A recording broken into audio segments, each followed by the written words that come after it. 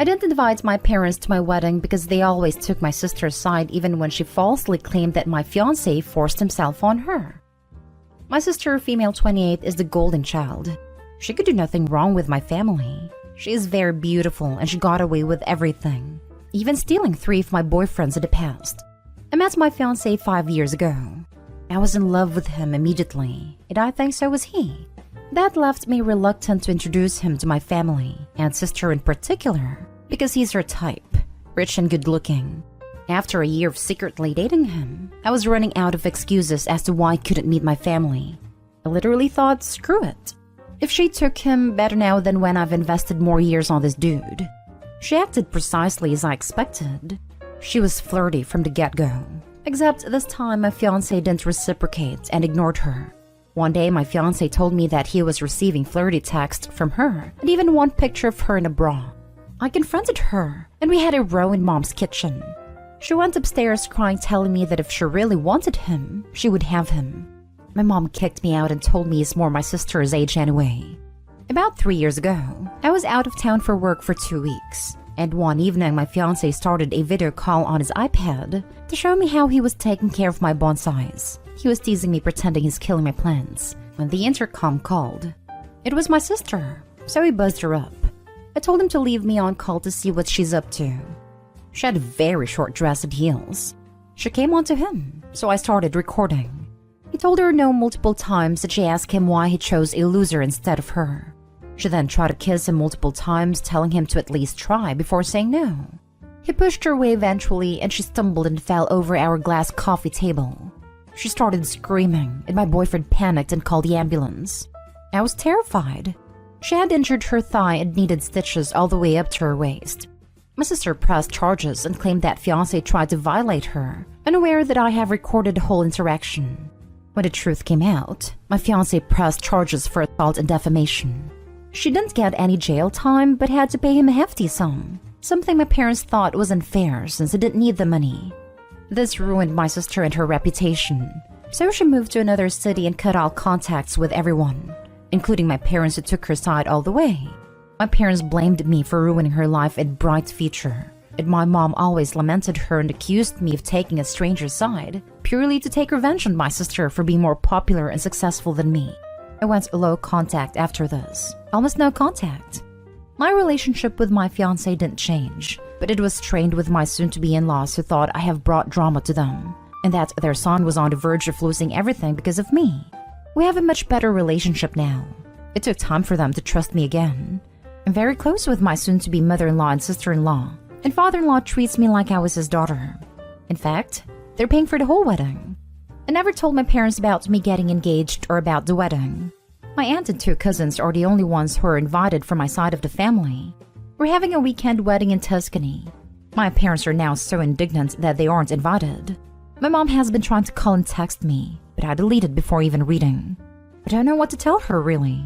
It feels like hate, the thing in my chest, but it can't be possible to hate your own parents. Today my aunt said that my mom is slandering me all over Facebook and has threatened my aunt by boycotting if she attended. I don't know if I should continue ignoring them or confront them. This is not easy. I don't want it to escalate.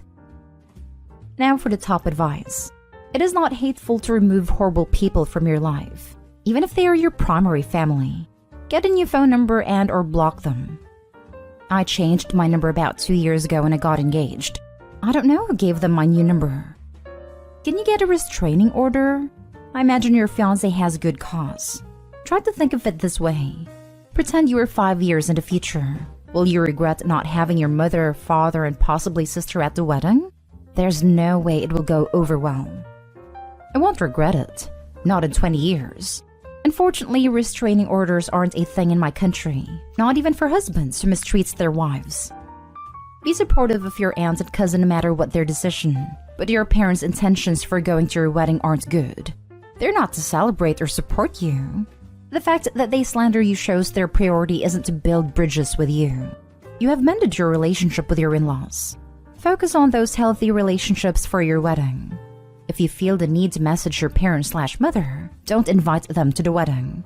Tell them you're prepared to hear what they're reaching out now, and that you hope they're willing to make their behavior up to you so you can both move forward with improving your relationship for the future. You have nothing to apologize for. They do, especially your mother and sister. Congratulations, and do not let them near your wedding or tear you down. Yes, that's what I told my aunt. That she didn't need to attend if she didn't want to, but my cousins are already decided. I really don't want them in my wedding. I just don't know if I should confront them and tell them to stop or continue ghosting them. Both can lead to drama. Honestly, ghost them. I'm a bit of a petty soul, so I would definitely play up with getting on with your in-laws at all the wedding prepping on social media, because that's going to absolutely get to them. Forgive me for saying, but your mother and sisters seem very obsessed with how they look to others, and seeing you have a great time and be unaffected by their drama would be the biggest middle finger you could give them. If you're posting on social media about having the support of in-laws and friends to make up for not having support from them, and then they're bad-mouthing you, you won't need to tell them to be quiet, because anything they say will just make them look bad. Trust me, I'm not unaffected. I'm terrified of what could happen, and if it escalates to something like what happened 3 years ago. I'm trying to minimize the problem as much as I can. They mean so little to me to care to take revenge. I just want my anxiety to go away. It seems mighty likely you need to cut ties with anyone that supports your sister, including your parents. Sorry, at least your guy's family likes you. I haven't seen them in over 2 years and we live in the same city. Now for the last story. I have had enough of my stepdaughter, so I moved back to my parents with my son. I'm also 8 weeks pregnant and I don't know what to do. I don't know if this is even ethical because it's about a minor. I will keep it anonymous and hope for the best.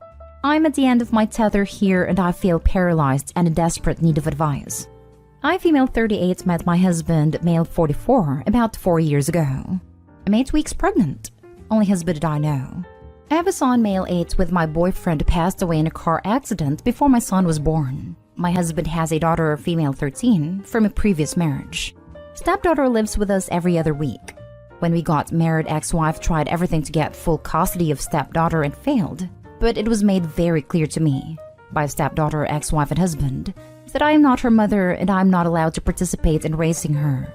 Stepdaughter basically ignored me and my son in our weeks. It wasn't perfect, but it wasn't hurting anyone directly. My son learned very early not to cross stepdaughter, and kept to himself when she was around. I suspect ex-wife behind stepdaughter's coldness towards me, and thought this must be hard for stepdaughter with all these changes. I tried to befriend her over the years, but she wasn't having it. It got worse when ex-wife remarried and got pregnant with twins 2 years ago.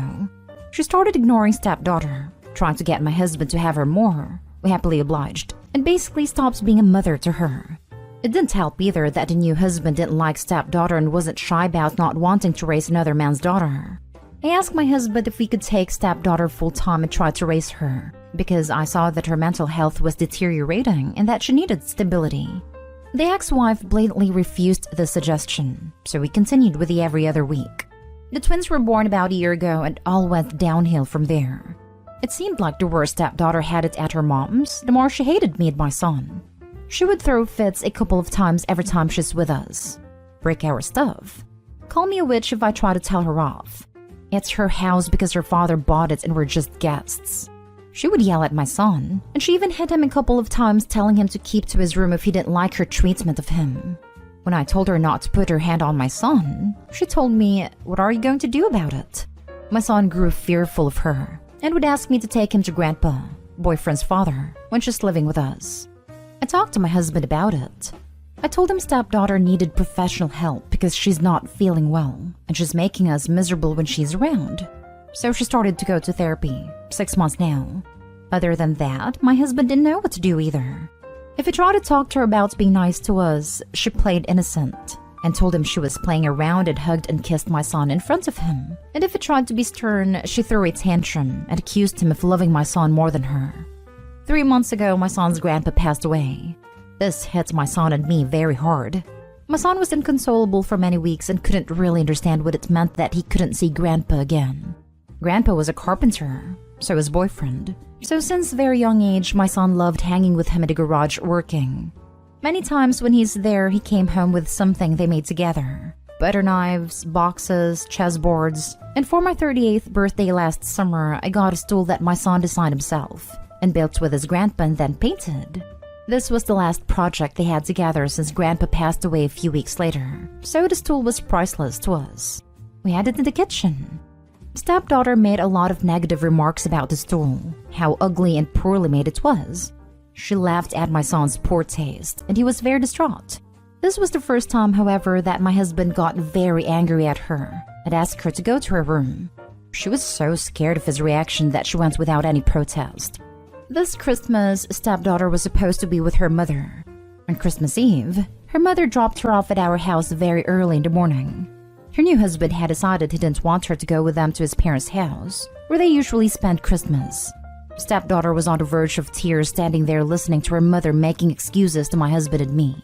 My husband hugged Stepdaughter the whole time, and I tried to fight away my tears. After her mom left, she went upstairs to her room to sleep. I also went to sleep since we don't usually wake up this early in holidays. My husband went to the gym and later he was going to the train station to bring my parents who were going to celebrate Christmas with us. Around 10 a.m., I heard my son screaming and crying downstairs. I ran down in horror. Stepdaughter had decided to break the stool my son had built with his grandpa, and she was trying to shove it in the fireplace. When she saw me, she smirked and said she didn't want ugly furniture in her house. I pulled her away and told her to go to her room and try to get the pieces of wood out of the fireplace. That was when she threw a scalding hot liquid in my face. It was a hot cocoa. I yelled in pain and my son started panicking, so I ran to him to tell him that I was fine. Stepdaughter stood there laughing. I took my son upstairs and went back to her. I grabbed her hard in her arm and started pulling, pushing, and dragging her up to her room and locked the door. Husband came home with my parents moments later. My mom took me to the emergency room, and my son insisted on coming with me. I had second-degree burn on my cheek and neck. When I went home, my husband was so mad at me for attacking Stepdaughter by using force to get her to her room. He told me I should have had compassion knowing how hurt she was by her mother's abandonment. I told him that I had enough of this. I'm living a nightmare half of the time, having to walk in eggshells in my own home whenever she's around. My son is a prisoner in his own room when she's living with us, too terrified to cross a boundary of hers. I told him that I don't know how to handle this, and that it was a mistake from the beginning that I wasn't allowed to be a parental figure in her life with authority. He disagreed and told me that she has a kind heart and needed patience. But the thing is, I don't think she does. She targeted my son's handiwork fully aware of its sentimental value. In my face because she always hated the fact that my husband thinks I'm beautiful. It is opened with complimenting my eyes and smile. I didn't stay there for Christmas. I took my son and parents and went to my parents' home where I live now. My husband is in panic mode. He's been texting and calling me all the time trying to get me to move back and work things out. Stepdaughter even texted apologizing. You probably made her. But I don't know what to do. I love him so much, but I'm ashamed to say that I hate that girl. My son starts hyperventilating of the thought of living with her again. And what about my unborn baby? I feel sick of the thought of having 50-50 custody of being at the mercy of his half-sister when it's my husband's week.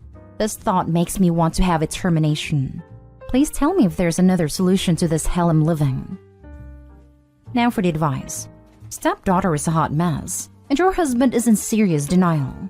Even seeing you with an injury sustained at the hand of his daughter, he still defended her. Now that he's finally seeing consequences of his inactions, he says there will be change. Nope. His daughter needs a lot of help, and obviously the therapy is not enough. Your son probably needs therapy, because after years of dealing with his stepsister, he is heavily traumatized if not suffering from PTSD. Your new baby is in grave danger if it ever goes near its half-sister. Makes you wonder about the twins. Stay with your parents where it is safe. Your husband has to prove it is safe in his house, and an apology is nowhere near enough from your stepdaughter. Oddly enough, she loves her twin brothers and her stepdad very much. I've seen her with them in her last birthday. She was like a whole nother stepdaughter around them. You have second-degree burns and it says she has a kind heart and you attacked her? You got attacked by her. You didn't even touch her other than getting her away from the fire until she did that to you. There was no telling what she might do next, so you had to manhandle her into her room for you and your son's safety. She saw how she injured you and did not relent and voluntarily go to her room. Honestly, make him an ex-husband. Press charges. Nothing will happen to her because of her age, but you need a paper trail ASAP in case you decide to keep the pregnancy so you can pursue full custody. This is not even about co-parenting. She was hurting your son out of jealousy for a long time. She already feels replaced by her mother with the twins. There is no telling what she will do if her dad has another kid. She put you in the hospital and it tells you off for how you handle the situation? There's no solution other than divorce. Everything else would be unfair to your son. If you still want the baby, remember that not every parent gets 50-50. You could insist on supervised visits only, or that he will only have the child on alternating days with his other kid. However, remember in 5 years she will be of age and can go wherever she pleases. She could even move in with him, and there would be little you could do to stop it. Restraining orders are difficult to enforce and usually time-limited. Maybe he would be open to sign away his rights for a favorable split of assets in the divorce, but that wouldn't guarantee he will never change his mind and drag you into a lengthy custody battle. Really weigh all your options. It is heartbreaking. But are you sure you want to be tied to this man for the next 18 years? His daughter didn't get this all from her mother. Just be sure you will not come to regret it and take it out on your kid. It is hateful to be constantly reminded how they are causing their parents stress by existing or resembling the ex. I would not raise a baby with this man. He will choose his daughter, no matter how awful she is.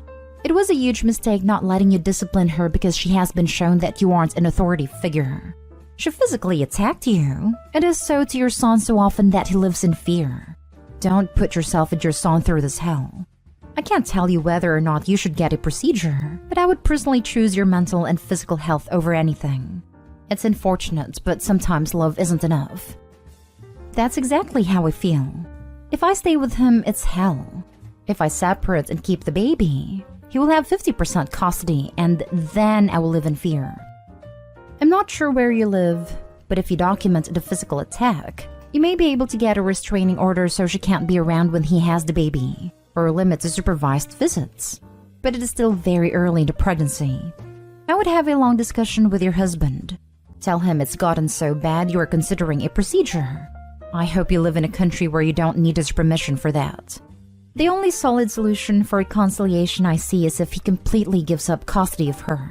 It won't help the hell beast's mental health, but it's the only way I can see you living a peaceful life with this man. He can't. Her mother and her new husband would probably throw her out. I couldn't bear it.